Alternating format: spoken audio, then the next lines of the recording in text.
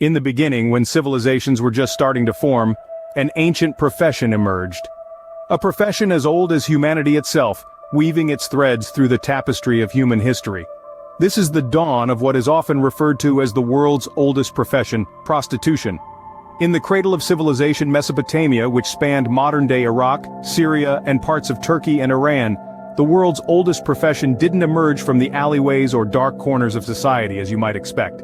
Instead, it took root in the sacred temples that towered over the ancient city-states. Here, priestesses served the fertility goddesses, Inanna in Sumer, and later Ishtar in Babylon. These priestesses were known as sacred prostitutes. Now it's important to clarify the term sacred prostitute. It's a Western concept that has been critiqued for its inaccuracy. These women were not prostitutes in the modern sense. They were priestesses, revered and respected. They engaged in ritualistic sexual activities not for personal gain but as a form of worship, a sacred duty to their goddess. These acts were seen as a divine union, a mystical marriage that ensured the fertility of the land and the prosperity of the people. This was a time when sex wasn't shrouded in shame or scandal, but celebrated as a natural and necessary act. It was a time when the line between the spiritual and the physical was blurred, when the body was seen as a temple and sexual pleasure, a path to divine enlightenment. Over time, the practice evolved and expanded, crossing borders and cultures, taking on different forms and meanings. It's a complex history, one that's often misunderstood and misrepresented, but it's a history that's integral to understanding our past and perhaps our present. Thus, the world's oldest profession was born not in the shadows but in the sacred temples of ancient civilizations. A profession that began in reverence in the heart of our earliest societies, in the pursuit of divine connection and human survival. And so our journey through the annals of this ancient profession begins. As we move forward in time, we enter the Greek and Roman eras, where the view of this profession drastically changed. In the grand tapestry of civilization, the Greeks and the Romans wove in a new perspective on the world's oldest profession. Unlike the spiritual reverence associated with prostitution in Mesopotamia, the Greeks and Romans viewed it as a practical aspect of society, a way of life that, though not exalted, was widely accepted. In ancient Greece, the profession was as diverse as the society itself. At the top of the hierarchy were the hetairai, educated independent women who were often companions to the wealthiest men. They were not just providers of physical pleasure, but also of intellectual stimulation. They were muses to poets, confidants to politicians, and sometimes even influencers in the world of art and philosophy. A step below the hetairai were the olatrides, women who were often slaves or foreigners.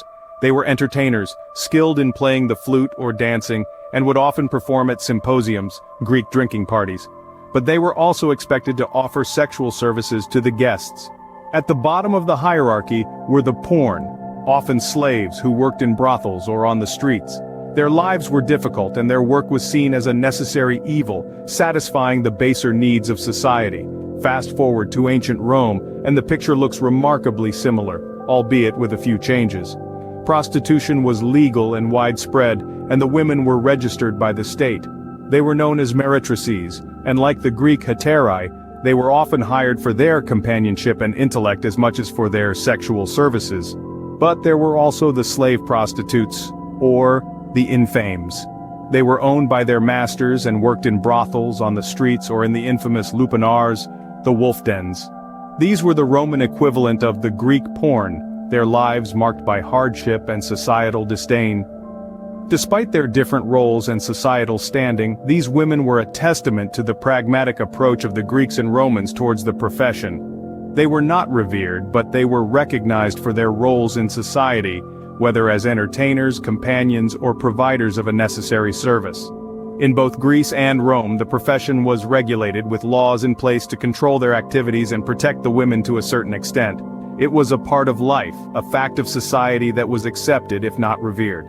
So as we journeyed from Mesopotamia to Greece and Rome, the world's oldest profession underwent a transformation. From a sacred role to a pragmatic one, it was no longer a spiritual act, but a societal one. In these societies, the profession was no longer sacred, but it was accepted as a common, if not essential, part of life. With the fall of the Roman Empire, the world entered the Middle Ages and the profession found itself facing new challenges.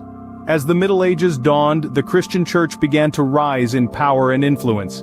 With this increase in authority came a shift in societal perceptions and attitudes. The profession, which had been tolerated and even regulated in the Greek and Roman eras, was now viewed with abhorrence. The church, with its emphasis on chastity and purity, painted this line of work as sinful and immoral, leading to its demonization and criminalization. But as we know, laws and societal norms do not always quell human desires and needs. Despite the church's vehement disapproval and the punitive measures enacted, the profession managed to persist, albeit in a more concealed form. It moved from the public eye into the shadows, becoming an underground operation. In these dark corners of society, those involved in the profession were often treated with disregard and disdain. They were marginalized, their voices silenced, their stories untold. Yet, they continued to exist, their profession a testament to their resilience and survival. As we transition from the Middle Ages to the Renaissance, there's a slight shift in this narrative. The Renaissance, a period of cultural, artistic, and intellectual rebirth, brought with it changes in societal attitudes towards the profession. Brothels, establishments specifically dedicated to this line of work, became more common. They were often run by women who provided a safe space for their employees to work. These institutions were not just places of business, they were also social hubs. They were frequented by men of all classes, from the nobility to the common folk. They were places where secrets were whispered, deals were struck, and alliances were formed. They were a part of the fabric of society, despite the profession's controversial status. In some cities, these establishments were even regulated by local authorities. These regulations range from health checks for the women to rules about their clients. Despite the profession still being viewed with disapproval by some, these regulations indicate a level of acceptance and tolerance not seen in the Middle Ages. Yet, it's important to remember that these changes were not universal. In many areas, the profession continued to be stigmatized and criminalized. The women involved often faced harsh conditions and were subject to exploitation and abuse. The Renaissance might have brought changes, but it didn't erase the profession's challenges.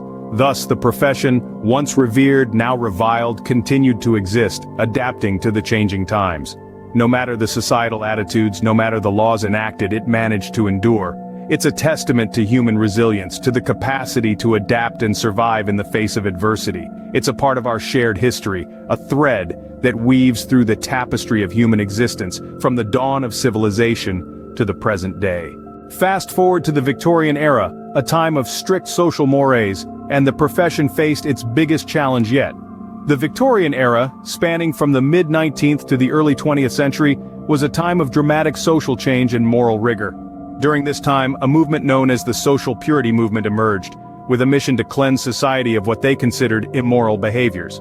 At the forefront of their crusade was the eradication of prostitution. The social purity movement was fueled by a blend of religious fervor and social reform, and was driven by a belief that immorality in the form of prostitution was a blight on society that needed to be excised. This movement was not just a social trend, but it led to significant legislative changes. One such legislative change was the enactment of the Contagious Diseases Acts. These laws were introduced under the guise of public health, but their true purpose was to control and regulate prostitution. The acts allowed for the detention and medical examination of any woman suspected of being a prostitute in certain areas. If found to be infected with a venereal disease, these women could be confined in a locked hospital for up to 1 year. The Contagious Diseases Acts were heavily criticized. Many saw them as an infringement on women's rights, while others argued they did nothing to address the demand side of prostitution. Despite these criticisms, the acts remained in place for over a decade, reflecting the societal desire to control and regulate this profession. Yet, in the face of these challenges, the profession showed an incredible resilience. It adapted, it evolved, and it persisted. The women in this profession found ways to continue their work, often under increasingly difficult conditions. This resilience is a testament to the human spirit and the will to survive, even in the face of significant societal and legal barriers. In the face of societal disapproval and legal challenges, the profession persisted, showing its resilience and adaptability. In the 20th century and today, the profession continues to be a topic of debate and controversy. As we moved away from the Victorian era and the social purity movement, attitudes towards the world's oldest profession saw a dramatic shift. During the early part of the 20th century, societal views on prostitution were heavily influenced by the temperance movement and the push for women's suffrage. Many believed that eradicating the profession was the only way forward. This led to the widespread criminalization of prostitution in many parts of the world. However, as the century progressed, a counter-movement began to take shape.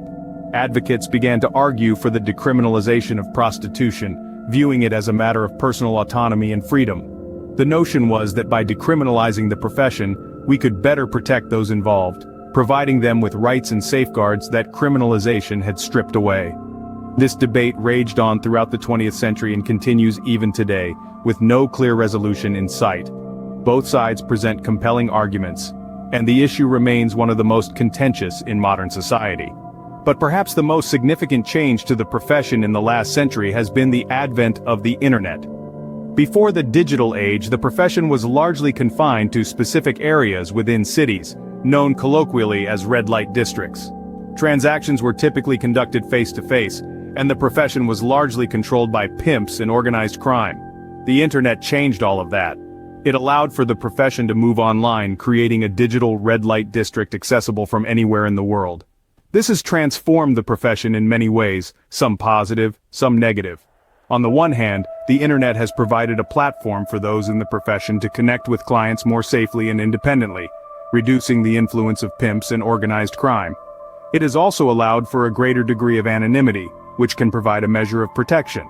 On the other hand, the internet has also made it easier for exploitation to occur out of sight. It has facilitated human trafficking and the exploitation of vulnerable individuals. It has also made it more difficult for law enforcement to monitor the profession and ensure the safety of those involved. In the end, the internet has not resolved the debate over prostitution. If anything, it has made it more complicated. It has revealed the many shades of gray in an issue that many would like to view in black and white. Today, the profession remains a complex issue with no easy answers, but it is a part of our history that cannot be ignored. As we continue to grapple with the question of how to handle the world's oldest profession, we must remember that it is a reflection of our society and our values. And perhaps by understanding its past, we can find a path forward to a more compassionate and understanding future. From the sacred temples of Mesopotamia to the streets of the internet age, the world's oldest profession has been a constant throughout history. This journey through time has revealed the resilience and adaptability of this profession, despite the many societal and legal challenges it has faced. In the dawn of civilizations, the practice held a sacred and respected position, with temple maidens in Mesopotamia serving as intermediaries between the divine and the mortal. As we moved into the Greek and Roman eras, the role of the profession shifted. It became a more commercialized enterprise, yet it was still considered a necessary part of society. The profession was even regulated by the state in some instances, reflecting its acceptance and normalization within these societies. The Middle Ages and Renaissance saw a fluctuation in attitudes. The profession was both condemned and utilized, often clandestinely, revealing a complex relationship between society's moral dictates and its practical needs. The Victorian era brought about a wave of moral purity, seeking to cleanse society of perceived immoralities. Yet, even in this period of stringent social rules, the profession persisted, often hidden in plain sight, hinting at the inherent adaptability it has exhibited throughout history.